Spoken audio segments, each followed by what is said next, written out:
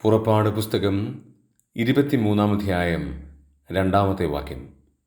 ബഹുജനത്തെ അനുസരിച്ച് ദോഷം ചെയ്യരുത്, ന്യായം മറിച്ച് കളയുവാൻ ബഹുജനപക്ഷം ചേർന്ന് വ്യവഹാരത്തിൽ സാക്ഷ്യം പറയരുത്.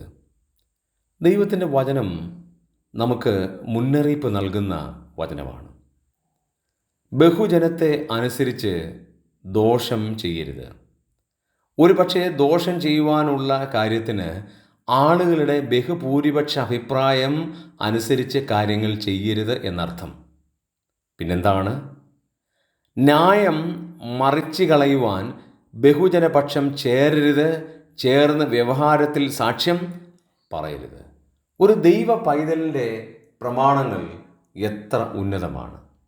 ന്യായരഹിതമായ കാര്യങ്ങളിൽ നാം ഇടപെടാൻ പാടില്ല. ന്യായമുള്ള കാര്യങ്ങളിൽ മാത്രം ഇടപെടണം.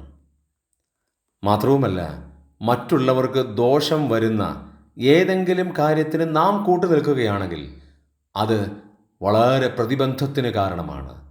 നാം ബഹുജനം എന്തു പറയുന്നു എന്നുള്ളതിനേക്കാൾ ന്യായം ആരുടെ ഭാഗത്താണ്, സത്യം എന്താണ് എന്ന് തിരിച്ചറിഞ്ഞ് സത്യത്തിന് വേണ്ടി നിലകൊള്ളുവാൻ ദൈവമായ കർത്താവ് നമ്മേവരെയും സഹായിക്കുമാറാകട്ടെ.